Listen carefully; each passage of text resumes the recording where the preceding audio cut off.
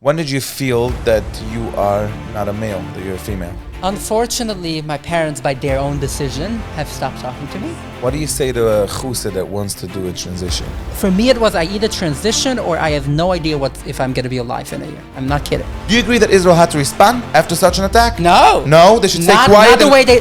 I didn't say stay Do you quiet. think USA, if somebody does 5% of Hamas what they did to Israel, do you think this nation would stay alive? The USA is an imperialist empire that needs to be destroyed. What are you talking about?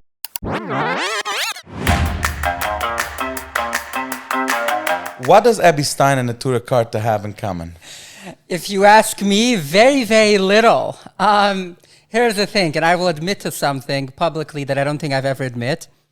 There have been several rallies over the past 16 months where I either said no because they were there, or where I asked, and that has happened. There's some videos that people can find online where if I tell you in advance, you might know that I asked people to do that, where I had people, friends, and people that I knew kind of create almost a mechitza, let's say, a wall between me and them. Look on photos and try to find a photo. Videos you might be able to find if they zoom out, but try to find photos of me standing next to them. But don't you believe in the same thing they believe? Almost on nothing, because here's the thing, it's something that I kept telling people over the past 15 months in my community, as in like in progressive Jewish communities and progressive communities as well, but I mostly work with in progressive Jewish communities, that when all this is over, I don't feel like right now is the time for it, but when all this is like over, we get a break of everything, I want to take some time to educate our people on what I really think about Natura Carta, but not just what I really think.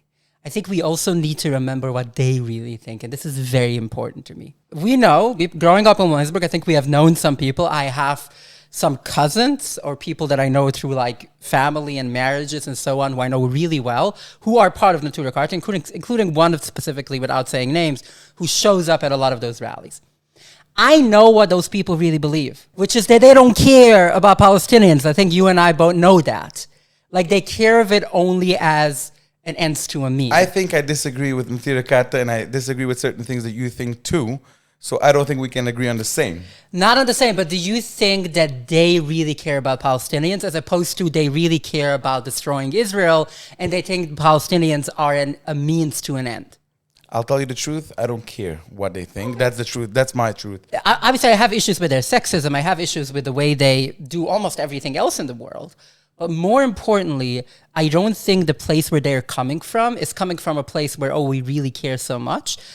Albeit I think they care to some extent. And I do think they think that what Israel is doing in terms of killing, which is not just them. I mean, even the Aida Cheredes, for example, has put out a letter not soon after October 7th saying similar stuff, where like they think that because they don't believe Israel as a state has a right to exist, quoting from the Aida Cheredes, they don't think that Israel has a right to kill from even an halachic point of view. And that's not Natura Carta.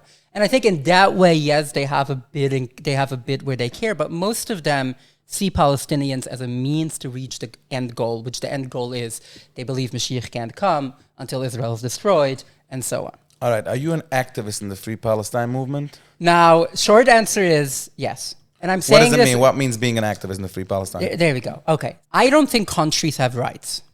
And this has nothing to do with Israel or Palestine or the US or any other country in the world. My political philosophy, which is something I studied, my undergrad degree was in political science, and I read quite a bit. I'm not saying I'm the most educated person on the planet at all. I don't think I'm the smartest person, but my personal belief is I don't think countries have rights. So who has rights? I think people have rights. I think individual people have rights. Now, is it because of your personal life story? We'll get to that. But what is important to me is because a lot of people will say that that's a distinction without a real, like you're saying something. You're saying you think people have rights and not countries, but in reality, people come together to form a country. But I think to me, that was what I would call a light switch moment. Have you ever heard that term? Where like you flip on a switch and your worldview changes. For me, coming to a realization that the second you look on this as every individual person having immutable rights, the conversation becomes very different versus when it's a conversation of us versus them, yeah, but Israel versus Palestine. But you have a major, like a big Free Palestine movement. Yes. So you can't really be busy with individually No, but to me, when I say Free Palestine, I mean because that is what it means to me. But that's not what people think or see. No, that is what most people should see, and I think what most people think. Because like I have never, like for example, everyone loves to say, "Oh, you love Hamas," mostly because I'm ideologically a pacifist. I don't support violent groups no matter what. I don't think Hamas should be around. I don't think the IDF should be around. I don't think the US military should be around. But that's a longer conversation. I'm ideologically a pacifist, and I think as much possible we should avoid violence in every way and form. I also don't think that there's ever a scenario where hurting innocent people is justified, no matter what. You're gonna try to get me back, but I think these are important things to point out. Okay. So the reason why I'm saying this is because it's very easy for people, and I think specifically in our world and where we come from, like even more so in Orthodox, I find in Orthodox communities, by Orthodox I don't just mean Hasidic, I mean Orthodox as a whole, including modern Orthodoxy, and in a lot of different Jewish communities, it has been developed as in like free Palestine, or Palestine generally means one thing, while those same people would be the people who would be very careful of splitting the Israeli political everything into 10 different groups. The same people who would say that when you say free Palestine, it means you support everything like Hamas, or even some radical groups within Hamas, because Hamas itself is involves political groups, involves some militia groups that are more like some the groups, for example, that had the bodies of the Bips family, were like a radical like group within Hamas, and then there's the Palestinian Islamic Jihad, and then like there's all those different groups who don't even agree with each other. But what's important to realize, that's not, when I say free Palestine, we're not talking about those groups anymore. That when you say, which is something that I personally wouldn't say, but when you say like Israel has a right to defend itself, the vast majority of people in the US aren't talking about Israel has a right to do everything Ben Gvir is saying that he wants to do. And people understand this. People tend to fully understand this when it's quote unquote your side, but not when it's the other side. And that's important. All right. Do you see anti-Semitism in the Free Palestine movement? Introducing Memory Couture, where fashion meets individuality. Get ready to slay the spotlight in your custom-made dress. We specialize in bridal, children, and evening dresses for all occasions. Our seamstress will work with you to create a stunning piece that reflects your unique style. Whether you're attending your wedding or a special occasion and just want to feel confident and beautiful, our custom dresses are the perfect solution. Experience the art of custom fashion with Memory Couture and make an appointment now. Our phone number is 347-304-8191 and design your dream dress. We are located in Brooklyn, New York, and we're looking forward to meeting you all. I don't think there's any hatred that is uniquely, I hate Jews for the sake of being Jews. I do think that there is a bit of, even though that has gotten better, one of the few things that has gotten better since October 7th in the Free Palestine world, in the world that's fighting for Palestinian liberation, is a way stronger awareness between Judaism and Zionism, Israel, and the Jewish people. We can disagree. A lot of people disagree on that distinction. I disagree, but okay. But in the Palestinian liberation movement, I have never seen before such an awareness for that. All right. Do you agree that there's a lot of legit anti-Semites that are hiding behind the word against Zionism? 100%. There are people who are using anti-Zionism, including, even though they're mostly people in the Western world, they're mostly like Christians and mostly white people, though not always. There are people of every background who do that. But to give a random name, one of the worst people on Twitter, Jackson Hinkle. I don't know if you know who that is. I thought you were going to say Kanye West, but okay. Kanye West, no. Kanye West, he's pro-Palestine. I don't even know if he's pro-Palestine. He's against Jews. I'm not sure exactly what his... He's just anti-Semitic. Yeah, I don't think it's that. Right. But a person like that's just a random example of a person who is a white supremacist, a self-declared white supremacist, a person who's a self-declared Christian nationalist who wants the U.S. to be a Christian country where the laws of Christianity control everything, who has leaned into, as far as I know, only since October 7, into the anti-Zionist and pro-Palestinian movement, 100%. But I think there are people who are using anti-Zionism because they're anti-Semitic, just like there are people who are being pro-Israel because they're Islamophobic. At the same time, I don't think that most people who are anti-Zionist are doing that because they're anti-Semitic, just like I don't think that most people who support Israel are inherently Islamophobic. How do you feel about the hostages? I think it is unjustifiable to take any innocent person hostage. Do you think the hostages need to come back today, all of them? I think every single person should have come back on October 8th. And I think they all need to be home. I've been at many, there's a group that I'm part of called Israelis for Peace Now that meets every single Sunday in Union Square, we still do, where we fight It's exactly that. It's been from To the bring beginning. back- It has been from the beginning to bring everyone home. I also believe, and on a pragmatic level, I think the only way they can all really come home is through a negotiated peace. So what do you think Israel should do now? They should continue with phase 2 of the ceasefire. Like right now, we're at a point where there's already a signed agreement that is, right now it's so easy because we already have a signed agreement that allows for phase 2 that brings all of them home. That's the point. Hamas is a terror organization in your opinion? Some of it is. 2023 was the worst year since 1967. 2023 up to October 7th, Okay. the most Palestinians were killed by the IDF. Okay, we're going to talk about than ever before. Okay, so we're going to talk about it in a minute. What I wanted to ask is, you saw the way, I'm sure you saw Yeah. Telegram videos. No, I saw. This brutal way of raping, killing, cutting off heads and fingers. So how do you call them? They are a terrorist group just as much, and people are going to hate this, but they're a terrorist group as much as the IDF is a terrorist group. Why? Because I disagree. I get it, you disagree, but why? Because Israel is not a terrorist group. Israel is Why? because Israel has a country that are trying to defend themselves. And when everybody, And when somebody, are the Palestinians allowed to, you know that Palestinians are allowed to live. Palestinians are no, allowed to are do they allowed to everything. defend themselves? They're allowed to, but they didn't defend themselves. What do you mean they didn't defend themselves?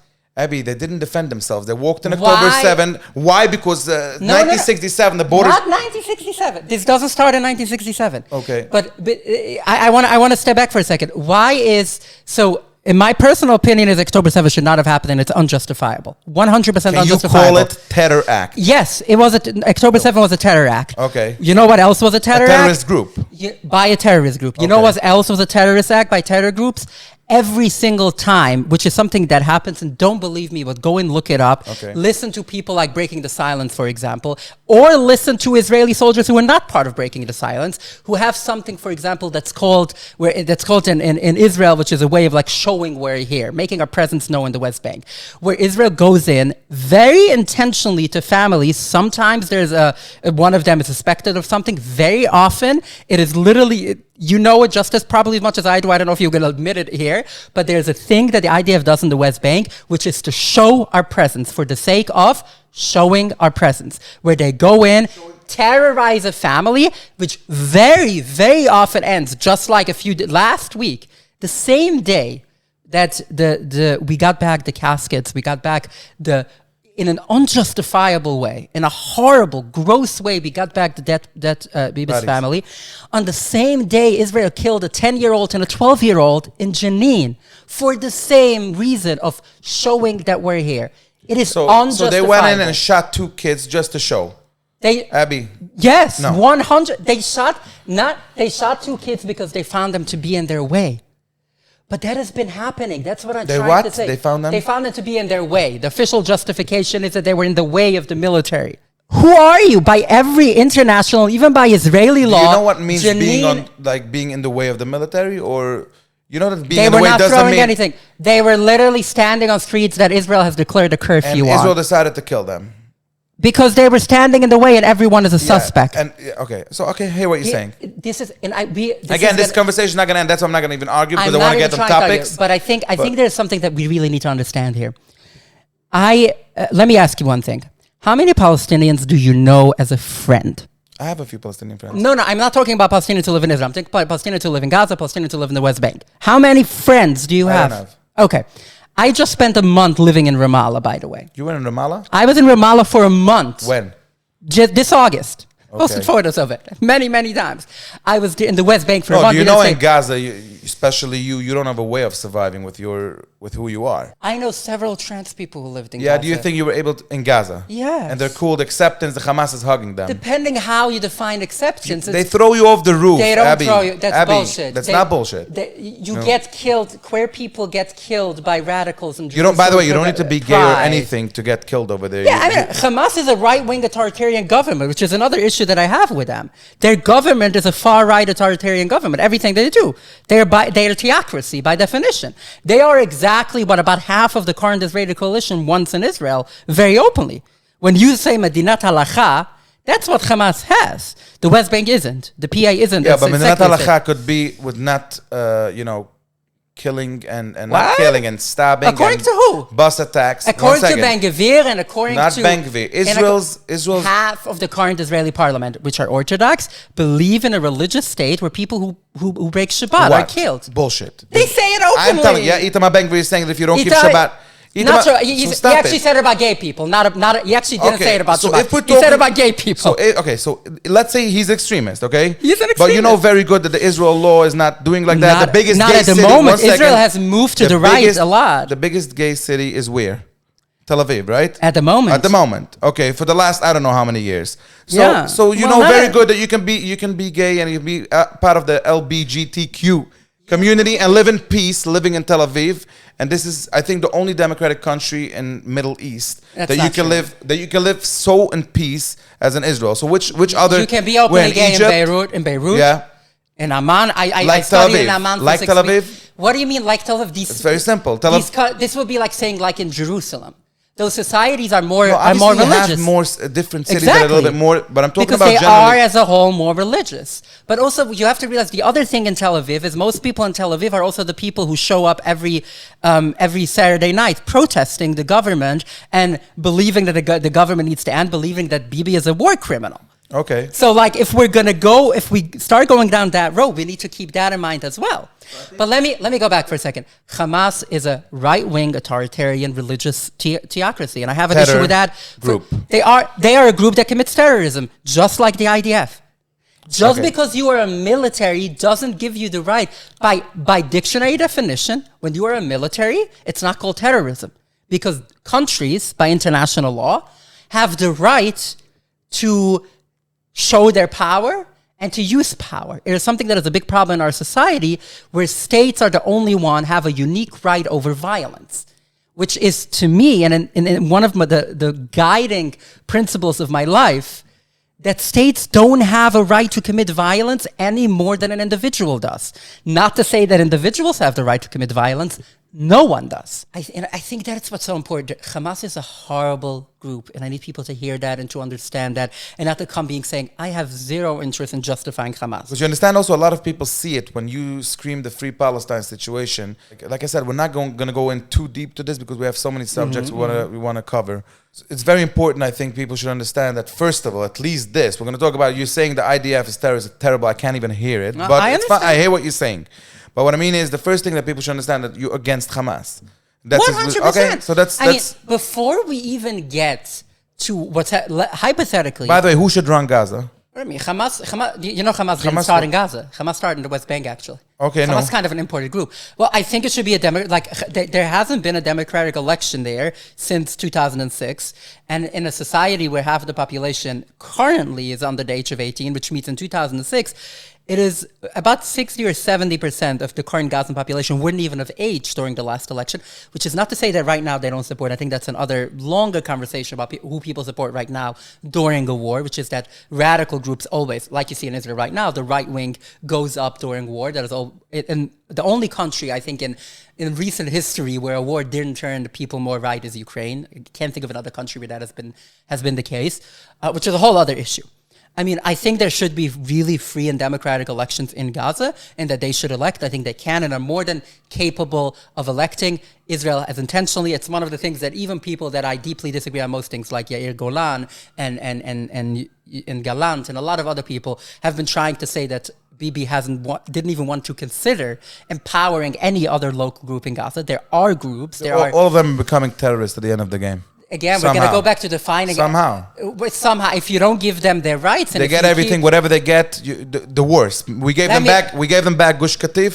You saw what happens: tunnels and rockets. That's not what happened. That was never supposed to happen. We should have never been in Gush Katif to begin with. That's whatever. So you see, you're always going to blame whatever we give you back. We should not be there, but we gave it back. I want to use an opposite example. Yasser Arafat started out being a recognized terrorist by Israel and by the US, and died as the recognized first ever Palestinian leader that the US and Israel worked with. Okay.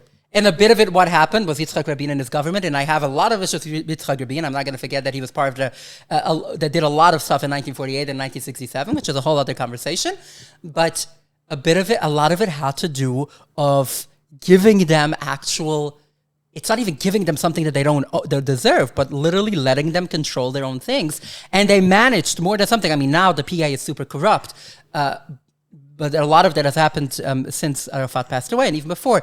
And even though we all, and like I have issues with what Arafat has done, similar to I have issues with a lot of people on the Israeli side, like I have issues with a lot of people have done, but it is possible. Are you a proud Jew, and what does it mean to you? In my conscious mind, today, I am prouder to be a Jew than I ever was in my entire life, even as a child. Even what does it mean to you? To me, being a Jew means several things.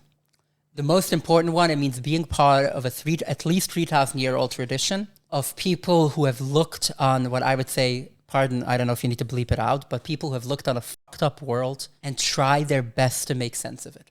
I think at the core, it's what Judaism is, it's what the Torah is, it's what the Talmud is, it's what throughout history it has been. And one of the most beautiful things is that they actually wrote it down, and we can look back at them and we can study that, we can engage with that. Do you believe in God? What does believe mean and what does God mean? I'm asking you. You explain. Okay. The reason why I ask that question is because I feel like that every person has a different idea what it even means to believe.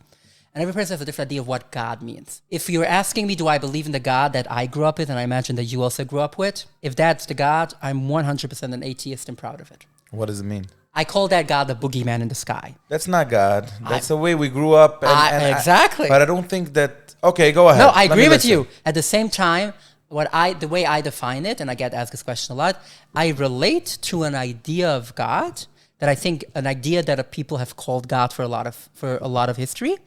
I call that the sum total of all there is.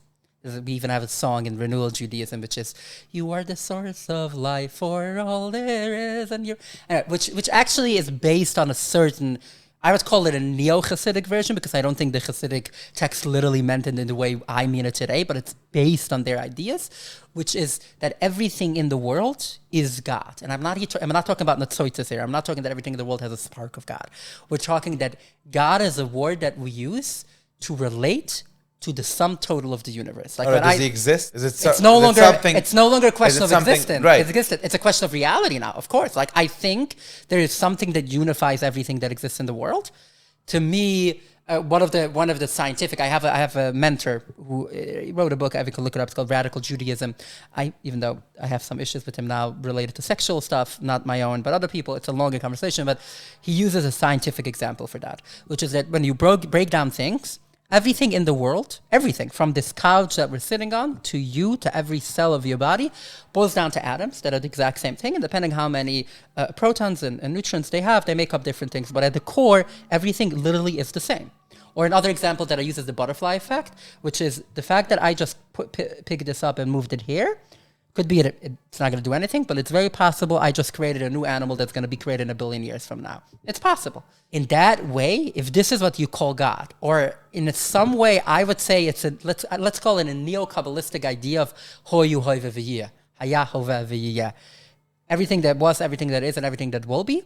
I think there is something that unifies all of it. And I think that throughout history, people have called it God. We have had in Judaism alone, literally in Kabbalah, you got like hundreds of names for God. We've had different names for it. But at this moment, it's not no longer if I believe in God, it is this idea of God that I relate to. Got you. What's your position with still gefilte fish, Hasidic stuff that you had in the past? The problem with gefilte fish is that people don't make it alone at home, and they don't make it out of salmon. So you still love it, I love a good salmon gefilte fish, but this is very important. You need to make it at home. You need to make it out of salmon. You need to cook it with a fish head that is very clean. You need to really clean the fish head first. Then take a raw. It can be cooked in advance. It can't come out of a jar. I tell people a lot nowadays, I don't really believe in hell anymore, but whoever invented jarred gefilte fish is never getting out of hell, because that thing is gross. But what you need is a homemade salmon gefilte fish, really cooked with a real salmon. And the other thing you need to do is, all of these Ashkenazi Jews need to take a page out of my Jerusalem grandmother's cookbook and add some flavor. You know the Moroccan salmon? Oh, it's delicious. Take the spice mix that you use for Moroccan salmon, add this to the zaft, to the fish zaft, when you cook gefilte fish. All right. It's the best combination of Mizrahi and Ashkenazi Judaism you're going to find. Okay. I'm looking at your face on the gefilte fish reaction. But this is the thing. Add some flavor to it. All right, the flavor. What is the best ritual, minig, you have from the past? Ooh, I just realized that this is where minig and ritual actually don't necessarily align, because when we talk about minig, we think about it mostly as an optional thing, as opposed to ritual. No, I'm talking about, you know what I mean, dichenen. Talking about anything. Yeah. My favorite. Your favorite. Man. Lighting Shabbos candles. I haven't missed one in over 10 years. Really? And the reason for that, and this is something very interesting, and I want people, because this is me going to be maybe a rabbi for a second, but I'm going to say it in 30 seconds quickly. I started doing it not for religious reasons at all. 10 years ago, so after I left, for about 2 years, I was kind of, 2012, 2014. And then I knew that I'm trans, I knew that I have to transition, but I wasn't ready for it, and I was clinically depressed. Okay. I'm talking about it. I'm open about it. I've thankfully been in therapy for 10 years, and I haven't had any about it in 10 years. But more importantly, at the time, I was using alcohol to hide it. I was addicted to, still an addict, and I was drinking alcohol nonstop. And then Hanukkah 2014 is when I became sober. And the 6 months after that, before I was ready to transition, were the worst 6 months of my life. I was in bed for almost the whole time. I was in college at the time. I would wake up, I would go to class, come home, eat, and not talk to anyone. It was a horrible time. And I really needed something for mental health reasons to break up my week. And I chose lighting candles, not because I thought there was a boogeyman in the sky that wants me to light candles, but because it felt like a good way to say the week has ended, the weekend has begun. And Amazing. It was so helpful. And it was only a few years later that I came back to realize that this is literally what Shabbos is about to begin with. But at the time, it was a mental health practice. What do you say to a chusa that wants to do a transition? Unfortunately, you live in a world where that is impossible. I wish. You did it. But you can't stay Hasidic. That's the problem. No, I'm asking, if there's a Hasidic guy, lives in Borough Park on Williamsburg, and he wants to do a transition, what is he doing? First step, find a therapist. And what we call a gender-affirming therapist, but the first step is a therapist. It's the most important step. You can reach out to me and I can send you some links. I unfortunately can't work with every person individually, but I can send you a link. I will suggest right here, if anyone cares, 2 trans health clinics. One of them is called Callan Lord. One of them is called Apicha. You can find gender-affirming therapists there, and that's always the first step. You need to go to a therapist. But the first thing you should do is talk to a therapist. If you can change something from your childhood, what would you do different? I would have left at 15 and transitioned. If that counts. I've spoke without mentioning his name, I don't know, but we're in the room here with someone who I went to yeshiva with. I don't know if he wants to say his name, so we're not going to say his name. Okay. But one of the things, and it kind of came up, but when I wanted to talk about that. When I went yeshiva. So when for Yeshiva Gedoyel, as we would say, like the second part from age 15, I went to Vishnitz in Gibber. So my family has a long history, but originally my family was hardcore. They literally come from Vishnitz. Like my father's father's father was born in Vizhnitsia, in the village of Vishnitz in Ukraine. I've been Vishnitz Chassidim from the beginning. So let's talk about the yeshiva. How did it all started? I heard you were a very, very good boy in yeshiva in terms of Talmud Chochem. You were learning very, very, I don't know how to say it, flassik, and you know a lot. You learned a lot. How did it all happen? What part? That I learned a lot? Or when did you feel that you are not a male, that you're a female? Best example that I have for that, something that I felt physically, that I'm not going to get naked here, but I still have physical signs of it. When I was 4, in the bathtub, my mom used to have safety pins. It's in my book, so I don't mind saying this publicly. My mom used to have safety pins on the vanity in the toilet. And I was 4. I'm not saying it was logical, but I would take the safety pins and prick. I think you can all guess which part of my body, thinking that if I prick it enough, it's going to fall off. That is the first conscious memory that I have. I was also told that I put up a fit during my upsharen when I was 3. And literally screaming, why could my sisters have long hair and I can't? But that's not something I remember. There were several other things that I heard and whatever, but the thing that I clearly remember is when I was 4, trying to use safety pins to take off a body part. And then that existed throughout my life. I have a prayer. It's going to be in a play that's opening in a month, actually, that everyone could come to watch. If you need a discount, message me. Okay. I can get discount codes for people.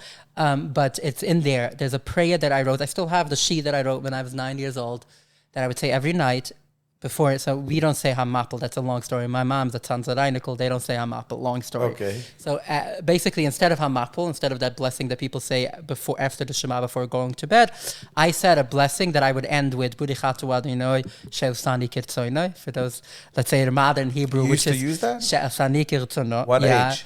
when I was 9, not during morning, during Birchot HaShachar, I couldn't like break the rules. But at night, I wrote a whole prayer in Yiddish, which I was like, because the way we grew up, like God could do anything, right? We were told there's nothing, it's too hard for God. And I said it for about a year every night that I want to wake up as a girl. At the time, that was my idea. I want to wake up as a girl. So the transition happened later in your life? Way later. When did it happen and how did it happen? Okay, so like I mentioned when I was 15. So before I went to Yeshiva in Gibbers and Vishnitz, I actually got kicked out from the yeshiva that I was before that, which gets even more intense when you realize that yeshiva was run by a great uncle of mine who doesn't have kids, who my parents are very close. It was basically my third grandfather. And I was so bad that I got kicked out for that. And that was a time when I basically didn't believe in anything. And I was I wouldn't say I got to the point where I didn't believe in anything. Let's just say rather I was questioning everything. And a lot of it had to do with that. And I remember that moment when it hit me around the time of my bar mitzvah that I can't trust anything I'm being told, because the same people told me everything about God and about Yiddishkeit, about Judaism, also tell me that I'm a boy. Yeah, but wrong. At the same time, you're also learning and also being a Talmud Chacham. So how does it work? What happens is in 2015, not 2015, when I was 15, I meet a rabbi that a lot of people know, but then if you took Moshe Erlanger. Okay. I think my dad was at the time aware that I'm going through a lot. My dad got me a private appointment with him. I sat with him one Lail Shishi. It was Lail Shishi. I remember the exact time when it was. Anyway, 1 week, he was in Williamsburg in a basement, and I sat with him for 4 hours, telling him a lot of my questions, a bit about gender, but not a lot. What age was that? I was 15. Okay. And I was at a time where I was questioning everything. I didn't tell him in that many words, but I was already convinced that the world isn't 5,700, 70 years old. What are you convinced now? I'm convinced that we can literally see things that are 13 billion light years away, which means that as far as evidence goes, we have some of the strongest evidence that the world is billions of years old. Okay, fine. Back to the subject. That's not a quick matter. We shouldn't get lost now. Yeah, okay. Yeah. But one of the things that he told me is he gave me like an intro. He has a book called Shiva Einayim, which is an intro to Kabbalah, and it got me into Kabbalah. And one of the things that I found then, and I started studying Sha'ar HaGilgulim from Reb Chaim Vital. And it's there, and everyone can look it up in chapter 9. He has a line that translates to, at times, female will reincarnate in the body of a woman. A woman will reincarnate in the body of a man. Okay. And that was the moment that for me was like, okay, I guess there's something here that makes sense for me. And I got really into it. And that is what kept me really going for 4 years. You still got married. Because I was very at the time I believed it. But you knew already what's going on, but you still continued. I thought it was my soul and my body, and that's what I have to do. Like, that's I believed, at the time, I believed in Kabbalah in a literal sense. I believed in everything that we were studying.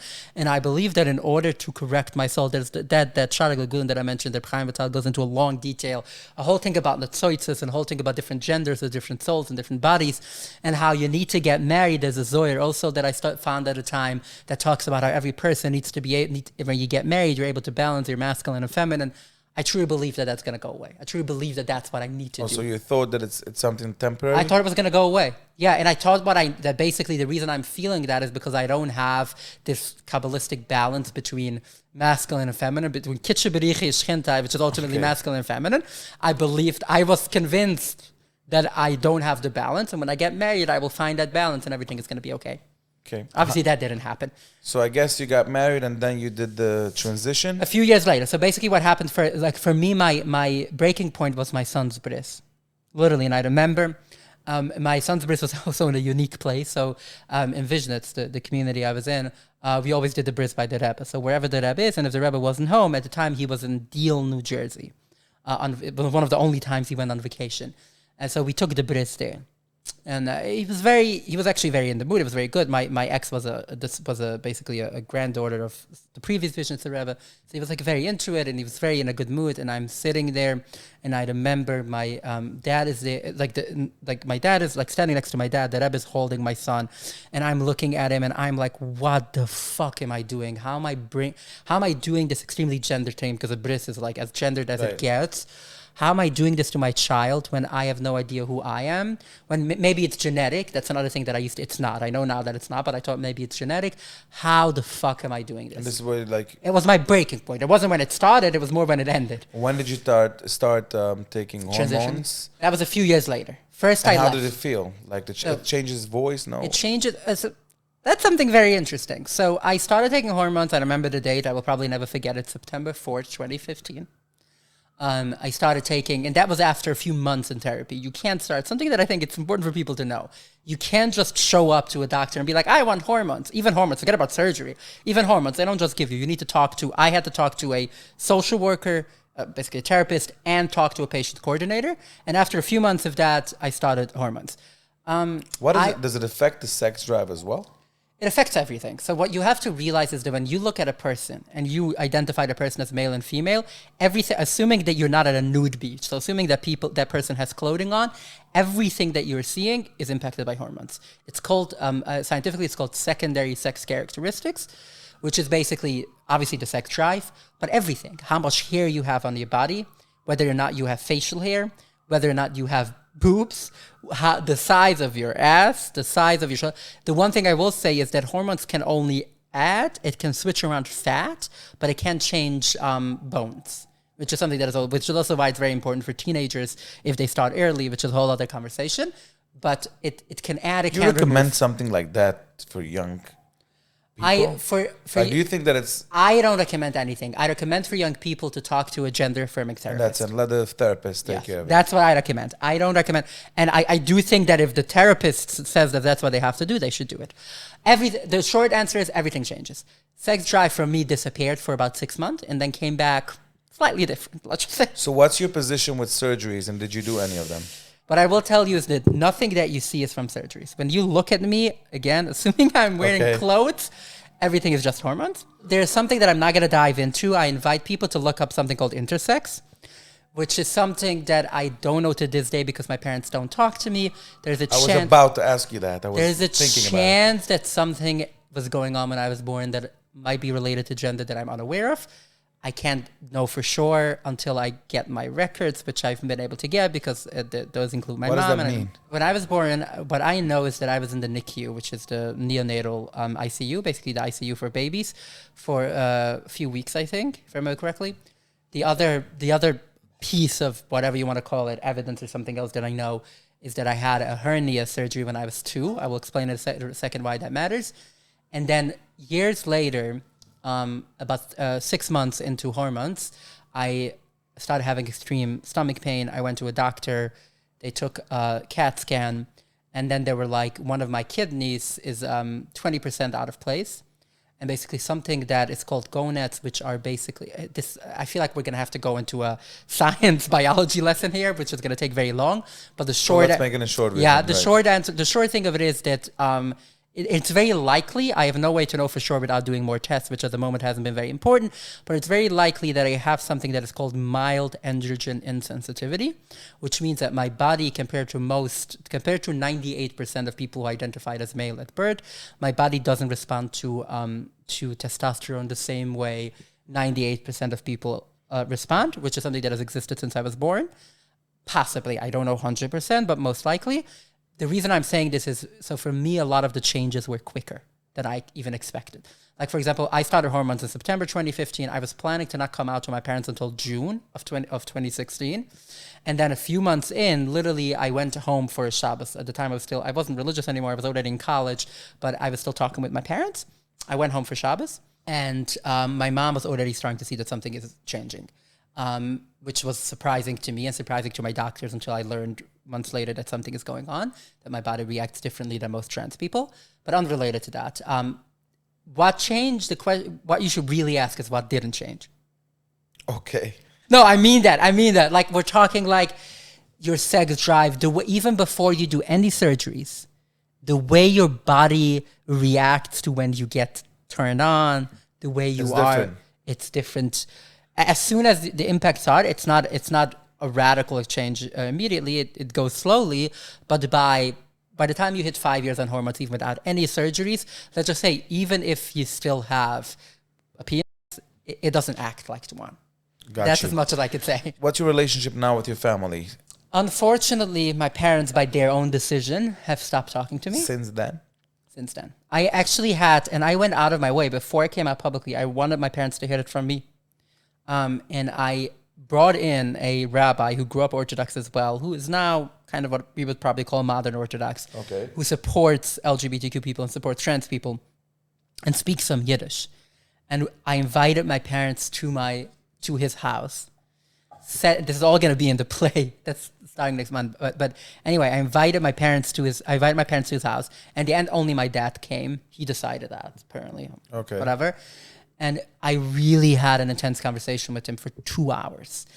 One of the things that I showed him. What did you try to convince him or explain him? So we decided to take the route of talking to him about neshamas. Talking about the neshama, the soul could be different. Okay. Like get him to agree to that, and that should be a start. You and the Rav? Me and that Rav. Okay. One of the things that I showed him is a teaching from a book called Ruzen Doiraisa, which has a lot of teachings from Rabbi Mechel Zlotchever. Some of us know Rabbi Chil Mechel from Zlotchever, for those who don't know who Rabbi Mechel Zlotchever is, who was an early Hasidic Rebbe, who also happens to be a direct ancestor for me, which I knew like my dad can't push it away. And he has a teaching without going into details, but literally I'm translating word for word, where he says, for the reasons of reincarnation, at times a female would be in a male body. Very similar to that Kabbalistic text I mentioned earlier. How did he take it? And it pushed him. It got to a point where he said that it's possible. He admitted that this idea could happen, like you can have a different neshama. And then he said, you need a tzaddik abal riach hakodesh. You need a righteous person with the Holy Spirit, and only he could know. So basically his reaction was like, you have no way of knowing. And I know when my dad, this was 2015, when my dad in 2015 said, you need a tzaddik abal riach hakodesh, there was one person on the planet in his mind that fit that description. Who's that? Vishnu Rebbe from Muncie at the time, who my dad like really believed in. And let's just say for anyone who knew Vishnu Rebbe from Muncie will know that would have never happened. Right. So this conversation was your last conversation with him? And then he said, and I said this was my attempt to do the best part, because I was at a point that was before you changed your actual look, earrings and everything? It was starting to change. But it wasn't, this was before it came out publicly. You knew that you're going there? I was telling him. That what? Not before. He didn't know before. But after the conversation, he knew, yes. There you're going. But for me, and I think that's important for people to understand also, and that is the case for most trans people. For me, it wasn't a question of, can I continue living this life, maybe even suffer living this life. No, you came to tell him. That's what I feel. I came to tell him, not just that it's for me, it's this, or I don't know if I'm going to be alive in a year. I'm not kidding. That's how you felt? 100%. For me, it was I either transition or I have no idea if I'm going to be alive in a year. I'm not kidding. I know this is a really hard statement. Right. And it's not maybe the case for everyone. And I'm grateful because I feel like I caught myself right before. I never actually had suicidal thoughts. I never got that far. Because to me, in my mind, it was always like, okay, if it's not that bad. Right. But this is, for me, the options was transitioning or I'm not alive. It wasn't, there was no other option. Okay, I guess he didn't accept it, so since then... He didn't accept, he literally said, this means I can't talk to you ever again. I asked him, can we at least talk on the phone? And he said no. So since then you don't talk? I've called him many times, he doesn't respond. Sometimes before, for some weird reason, only before Yom Tovim. All Yom Tovim. The answers? If I send them a text, so I host big meals. Anyone can see it on Instagram. I host big holiday meals. I love it. I do the full traditional. In my house, I host. Where do you live? In Park Slope. Okay. I will make challah. I will make like literally everything. Echte Rebbetzin. I do echte Rebbetzin, echte balabusta. We do the whole thing, and I make kiddush, and I do the whole thing. Mana Sadurim. In my world of like progressive like Jewish circles, they're like world renowned in my world, which is maybe like I do like big Mana Sadurim them and Zek Shu. No way. You're talking full-fledged Hasidic. We're talking. Oh yeah, that's where I tell people that I'm definitely not Orthodox. Trans. I think I'm still Hasidic. I'm not Orthodox though, but I might be Hasidic. Right. Oh yeah. Anyway. But when I send my dad a photo, let's say, of my Yom Tov table, like man challah, man kara, whatever it would be. Not your face or body, no, something... never. Something from the table, and I say Get Yom Tov, he will respond with Get Yom Tov. But that's it. If I then try to talk more, he doesn't talk. What's your relationship with your kid? That's one of the things I don't like to talk about. I think my son's life is very important for me to be private. All I do say is that a few things that are important for me to share in this context. I didn't leave my ex at all, actually, in big part because of my son. She left me not really by choice. There's a lot that I don't know for sure. I've heard a lot of rumors, but I don't want to repeat them because I don't know how much of it is true. But her family definitely pushed her into it. But only after she left with my son, only then I started leaving. Because only when I realized that there's no way for me to live with my son, and that's very important for me. And we do have joint custody. We have 50, so we have joint custody. His life today is a bit different. My ex's family hasn't been very nice about all of that, but that's as much as I would share. I don't like talking about his life today. I tell everyone when he's 18, his bar mitzvah was just a few weeks ago. Do not ask me if I was there because I'm not going to answer. Okay. My family was all there. I can say that much. He has a very good relationship. I never spend weekends with him, but he does spend weekends with my parents a lot. And weirdly enough, let's say to give an example, at the last 3 weddings of my youngest 3 siblings, my ex. You're going? That's what I was going to say. My ex was there as far as I know. My son was definitely there, and I wasn't invited. So, like, so my you didn't go? No, my ex, I wasn't allowed to. Like, it's not like... You went since then, by the way, to any Hasidic weddings you ever went? And if yes, where do you go? To the throne shield? Let me tell you one. Yes, let me tell you one thing. No way. I have a friend who's a journalist from Croatia. Not Jewish, but she studies Judaism, and she writes a lot about Judaism. In Croatia, she actually wrote a piece. You can find it online if you speak Croatian. Okay. She was here once, and I took her to New Square because she wants a radical village. Like, if you want to see, New Square is really... And also it has the family connection. Like, the square that Rebbe founded Yankov Yosef is my uncle. He was my uncle. Really? So, yeah. My great-grandmother's a Twersky. So I'm a descendant of Reb Dovid Square, the first one, not the current one, is my great-great-grandfather. You know history from these old Rebbe's Hasidus 10 times more than me. To me, that's just family. Right. Anyway, but yeah, so like Square was like, she was doing a piece on me and she was doing a piece on the community and like she wanted to do it personal. So I felt like Square is like the personal connection and the family connection. We went. And then she asked me she wants to go to a wedding. I was like, sure. Like, I don't know if you've ever been to a Rebbe wedding in Square. Like, the men are in the synagogue, right, and the women are in a Teres Charmer. At least right, that's what it was. I don't know if that's still the case. We're talking here 8 years ago. So I learned when there's a wedding. It's not hard to learn. And I was like, you know what? Okay. Let's go to the Vabashil. Let's go. Of course. Only the Vabashil. Okay. And like, we dressed up and like, we were like, I wasn't going to pretend to be Hasidic. But if anyone knows Square has this whole like kiddush thing that a lot of other Hasidic communities don't have. It's like if you look like Orthodox but not Hasidic, you can kind of like, you wouldn't fit in as Hasidic, but you will fit in as someone who belongs. And I went, this is when I realized with something I didn't know. Apparently, which I didn't realize, I look exactly like my oldest sister now. Okay. Which I didn't even know. I had no idea. I never Don't put tell it me together. Somebody came up to you and, oh my God. Square Rebbe has a daughter that is my cousin. Well, they're all my cousins, but more importantly, my mom is a Meislish. I don't know if you know that family, Weizen, Eo, whatever, that whole family, whatever, doesn't matter. But so Vision Rebbe in Muncie, the one who is a Rebbe in Muncie now, he's married to my mom's first cousin. He's married to Meislish, whatever, doesn't matter. So he has a son that's married to Square Rebbe's daughter. And she knows my mom quite well. I don't know, they're not best friends or whatever, but they know each other. They see each other at family stuff. And she walks up to me. I'm fairly certain it was her because I don't remember her from before, but like it's not like we were hanging out before I transitioned. And she comes up to me, she's like, "You bist a Meislish? Like, are you a Meisels?" No way. I pretended I don't speak Yiddish. Oh my God. You didn't know like how to react? Or? I didn't know what to do. Yeah, what are you saying? But she really... Apparently, I learned after that I look, which is weird because I always thought I look more like my dad's side, but apparently I look like my older sister. I don't know if that's what she confused me with. after transition, you really... I looked back on photos and I do, because also like weirdly enough, I have 8 sisters, but the oldest and the youngest look the most alike.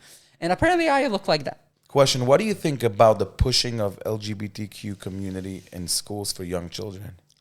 I don't think that's happening. I think what we're pushing is people to be aware that exists. No one is pushing anything. No one is trying to get anyone to be trans.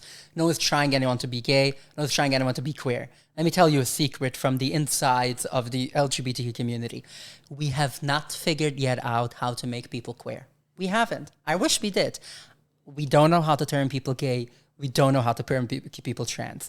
I'm saying this half jokingly. I'm not saying we have a interest in it. But what I mean by that, I think what you would call we push on schools, we're not pushing. All we're trying to do, like in New York, for example, where it is currently part of the curriculum, in New York State, like in public schools and everywhere else, it is the pushing that we're talking about is that when you teach people about sex, instead of just teaching them about straight sex, you're also teaching them about gay sex. We're not pushing anything on them anymore that we have always been pushing straight sex on them. Like, we're not pushing anything. All we're telling them is that it's possible. What do you think about forcing using the pronouns? First of all, and I think as we have seen, you can't force anyone to do anything. I think you see that. I do think that we can ask people to be nice. I think a good example of that for me would be the N-word, which even conservatives for now, I do think there are some on the far, far right who love using it when talking about black people. But the consensus is, on the right and the left, everyone from, you wouldn't even get Donald Trump to say it, as much as I think, whatever, you probably know what I think about him, which is really negatively. Okay. Even he wouldn't use the N-word, for example, right? Even the N-word. No one will use it. Why is that? Because it's insulting to people. Yeah, so if somebody if I decide tomorrow, no, not in an offensive way, but if I decide tomorrow morning, I want to be a giraffe. Just, you need to accept me because that's what I decided. It's not that I think it's the same. I'm just trying to get the point. Yeah, I think it's a ridiculous question. Why? Because it doesn't exist and no one actually feels that. Yeah, but every year something else are changing. No, but that's the thing. That's the thing that I don't get. No, I'm asking, where's the limits? Abby, where's the limits when it comes to genders and decide he, me, she, we? These have always been around. I'm writing a book now. It's coming out on September 2nd for anyone who cares. I wasn't actually planning to mention this. This is not about promoting my book. But one of the things that I have in there, for example, just to give, is a poem written in the 13th century by the Clonimus ben Clonimus. Clonimus ben Clonimus, a person that is known. I didn't know that it's a real thing. Clonimus ben Clonimus. I don't know why it sounds like... He was a Paitan. He wrote Ayla Eskedu. I don't know if you know, in Yom Kippur, there's the Asura Hariga Malchus, Asara Haruge Malchut, that were killed, which is said on Yom Kippur by Mincha, I believe it is, or Musaf. I think Musaf and Mincha, I don't remember which one. It's said by, at least in Ashkenazi, I think also Nusach Sfard. He wrote that. So, for example, we're talking about someone who, a Paitan, someone who really is accepted. And he has a book called Evan Bochen. And in there, he writes a lot of things. He or they or she, actually. But in there, there's a poem that literally starts with, "Cursed be the one who told my father it's a boy when I was born. I wish I could be a woman." It goes on in a very long rant about it. Like, when I talk about the fact that the Talmud, the Gemara, talks about different genders and different sex, at least two of them include people, intentional. So it's called, using the Hasidic Havura, it's called Saris Udam and Eilinus Udam, or Saris Adam, Elenot Adam, which are people who are either assigned male at birth, who by their own choice, by human action, now represent or do something that's more female, and same the other way around. The reality that has existed 2,000 years ago, the reality that in every culture, literally every culture that we have documentation from, you find LGBTQ people and you find non-binary people. So all you feel aren't new.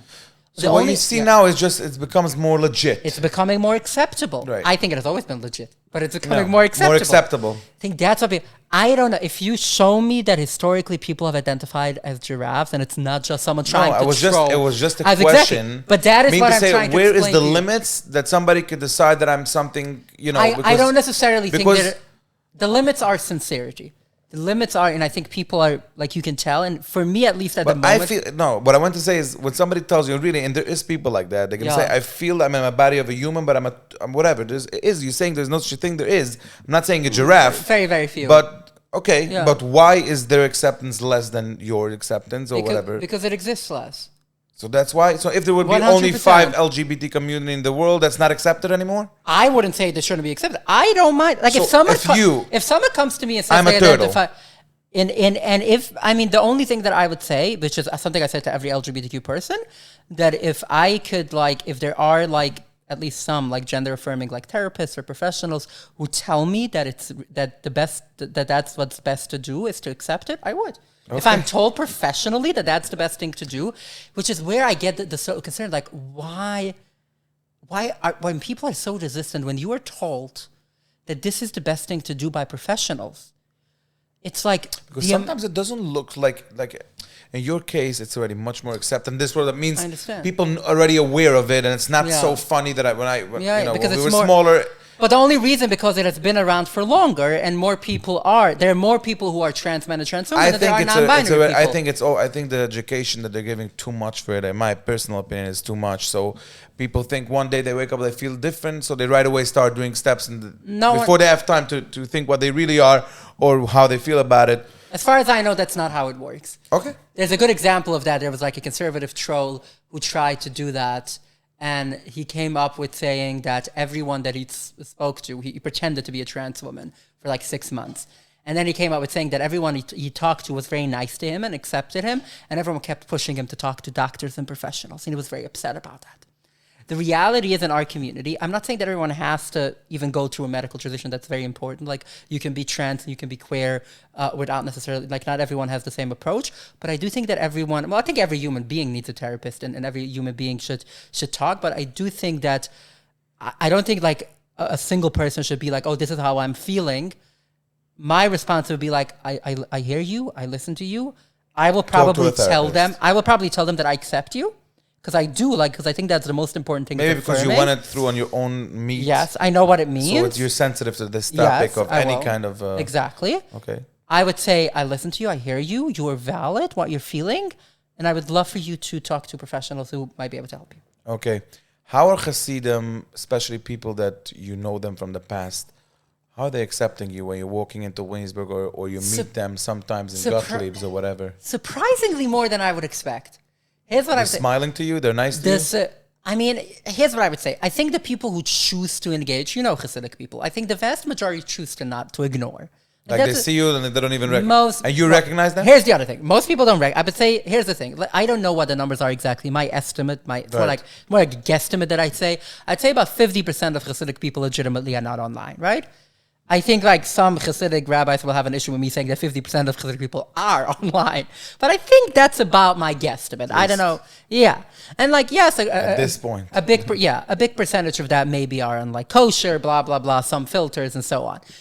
But the people who truly are not online really don't recognize me. Yeah, that makes sense. There are people... They don't see you. They don't know who you are. Even the people who like are only on WhatsApp, and I think that I know a lot of people like that, or only social media, I don't even know if they would recognize me. I think WhatsApp, they will recognize you. Yeah, could be. I don't know. Yeah, okay, either But way. I'm asking, people who recognize you. Sometimes people do. I can see a lot. Like when I'm in Williamsburg, for example, I can see on people when they recognize me and just choose to not say anything. Right. We know that. I mean, also like... I have it too. You lived in Williamsburg. No, I also have it. Like a lot of people recognize me, but they're afraid to come like and say something or whatever. Right. I mean, I would say some people are afraid. I think some people just don't want to get involved. Right. Like, some people are afraid. Some people are just like, oh, whatever. But I am surprised by the amount of positive reactions. I will say that. It's a lot more than I would expect, and it way outweighs... From Hasidic people. It way outweighs any negative interaction. Okay. Way outweighs. Good for you. Yeah. And I think the other thing about me, I'm not saying that everyone has to be like that. And you know this. Like, I know we had a heated conversation a minute ago, but you know that outside of that conversation, like, I'm not trying to like, kill anyone. Like I'm not trying to like... the opposite. You're very civil. I'm trying like so I think you're just saying who you again. You have your own opinions. We don't agree on a lot of things.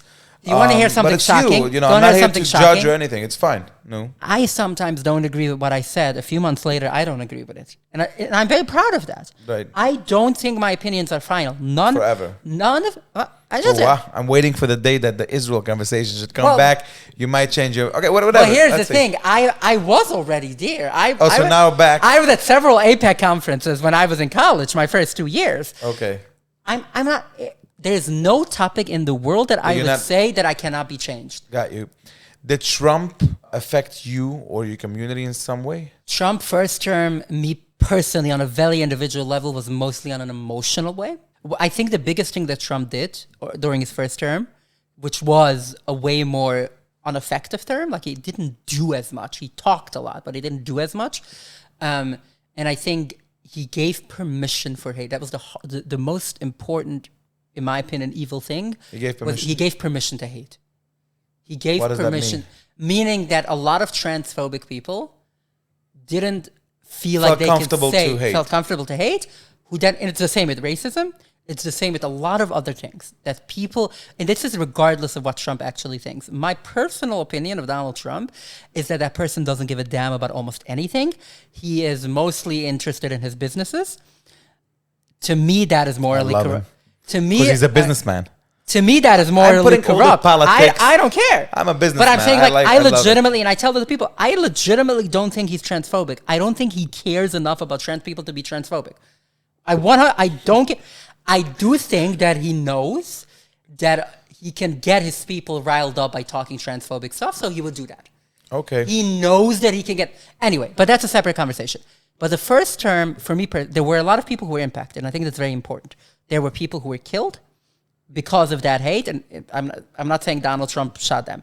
I'm saying is that 100% that people who felt emboldened, who have been killed, who have been tortured, who have been excommunicated. But generally, this sector is a little hard one emotionally, meaning to say trans are known to be very, like, a lot of them are taking it, like, you know how it is. Like, no, it's a sensitive because topic. It's sensitive, and we also live in a world that not everybody's accepting, and not it's just hard. Not everybody, even the people who are accepting, we still live in a world where the norm, but we call that, the term for that is, and we're not going to explain it, people can look it up, it's cis normativity, CIS normativity, which is we live in a world where most people are not trans. So by definition, we're constantly... I don't know, you want people to be trans? No, you want people to be themselves. This is not necessarily a good or a bad thing, it's a reality. Reality. We live in a world where we are not where not everyone is like us. It's a reality that you choose to get to this reality. I don't think it's a choice, but that's a separate conversation. I don't think it's a choice. Oh, it's what... Okay, I it's hear who what we are. I don't think it's a choice. But we do live in a world where it's hard to be us. So it's... I mean, so how is it to be at 2025 a trans? So let's get to that point. So like I think personally, on a personal level, I wasn't impacted directly as much as the community was very impacted. And that is me saying this also from a place of privilege. And by that I mean I am what most people would say passing, which is when I just walk down the streets, if I want to pass, as I call it, most people just see me as a woman. Right. Sometimes I don't care. Sometimes I wouldn't do my makeup that well. Sometimes I don't care. But if I care, I can. So I usually... You have sometimes reactions when sometimes people like they see you as a woman, what you are, right? And then you talk to them and they give you this face. Happens right. My voice is one. So here's the thing. I actually started doing voice therapy when I started to transition. And this is going to sound very interesting and most people are not going to get it. But the world that I live in, it makes sense. I started losing my accent. My English became like a very stereotypical English accent, like American English. Which is good, though. I didn't like that. Why? You wanted to have the Hasidic English? It felt fake. It didn't feel real. You're so Hasidic. You have no way out of this place for your life. It's not that I don't have way out. I do have a way out, but I don't want to. I like it. No, really. That's the other thing that I need people. I don't hate Hasidic people. Right. It's part of who I am, and I honestly feel it's part of my, if I may say, I'm going to say brand in the way that it's fake. It's real, obviously, but it's part of who I am. Why would I get rid of it? So that's like anyway, but yes, I definitely 100% have when people when I start talking. I even have had people. How do you take it? How do you? If I really want, I can talk in ways that people cannot tell. I see that. Okay. But most of the time, I don't care. I really don't like it. Right. And I have. But it's for you harder. Not necessarily. I just don't want to. I like my go-to. If I talk, if I pay attention to, that's how voice therapy works. If I pay attention to it for a few months, it will become my standard voice. And so why don't you do it if you want to be you're a girl? So you say right? Because first of all, I don't think that's a make it or break it. No, but if I feel it's more comfortable for you, not in the world that I live in. Not really. Because you don't mind it. I don't. It's not just I don't mind it. It's for me, and I think that is what's true for most trans people. We do what we do in terms of physical transition to feel comfortable in our own bodies. If I start sounding just like every other American, like Valley girl, it's not me. Come on. You want to have your special Abby Stein, your thing. It's not me. Anyway, yeah. So that's what I say. But here's what I need to say. And some of the other things, for example, in 2016, which I talk about privilege, I have an updated birth certificate. New York specifically, yes. In New York, there's a law, basically, when I update my birth certificate, they delete any record. Really? So there's literally a line in New York City. I think it's New York State as well, but at least in New York City, there's a space on your everyone can look on their full. There's like two kinds of birth certificate. There's short form and long form. But if you look on your long form birth certificate, there's a box where if you never change your name at anything, it will say no correction history. If you, let's say, a lot of people get married and change your last name, if you change it on your birth certificate, it will say in there that you changed. So, but for trans people, they have done, it was a law passed in 2014, I think, where there's no history. Why is it so important? For some of the things, is because a lot of people are afraid, there's very often, it can out you. Like for times you have to carry your birth certificate and it's not safe. Like if you go to a place where, right. So it's not safe. And so that's why they did it. So I had that. I have my updated social security. I have my updated passport. I have it here with me. I can show it to you. My updated ID. So I had a certain privilege and I want to recognize that. So personally, I was less impacted physically. I was impacted emotionally, and our community was heavily impacted. This time around than ever, it's already impacted. My passport expires in 2027. The way we're standing right now, it's very possible that I just wouldn't be able to renew it. So what's going to happen? Forget about gender. I have no idea. Right now, I know several people, and it was just in the news. I doubt you're not going to be able to travel. It literally just happened to someone, to a very well-known trans people, which is why a lot of people. But I personally know many people that it happened to, where they're so confused. The people issuing the passport. But if you're saying the history is off. So for you're me, a female. It might not impact me personally. I don't know, but I did have a passport before I transitioned. So the passport, the federal government might have a record of it. Got it. But either way, there's a person, several people that I know who right now wanted to go get a passport. They were told that they can't have the passport with their updated gender marker. So they were like, give me one with my old one. They're like, we can't do that either. To give one example, right now it's impacting people. It's impacting trans healthcare, where a lot of, like, I am very lucky because my primary physician is a trans health center. So I've always just been doing that, and there's never been federal funding for that, only state funding. So that is not impact directly, but a lot of hospitals are stopping to do trans healthcare. That impacts me. Like, I'm a patient at Mount Sinai. At the moment, they haven't stopped adult, though they might, but they have stopped for everyone under the age of 19. They've stopped giving trans healthcare. That impacts me directly. And so many other things. Right now, it's scarier. It's a matter of, this is not a joke. I'm not saying this easily. It's a matter of life and death. All right, Abby, listen, it was we had a lot of topics covered, I think. And first of all, I want to thank you for coming up. And it will be interesting to see the responses and comments of people. There's a lot of things we spoke, and I'm sure you're going to have a lot of comments. I had a good time. Thank you. And we'll see you next time. Maybe we'll do part 2 in a few months. Maybe we'll do it, yes. And here's what I would say when we end. Let's confuse a lot of people. Bring all the hostages home. End the occupation. Don't ever start a war again. Bring everyone home and free Palestine. Fuck Hamas.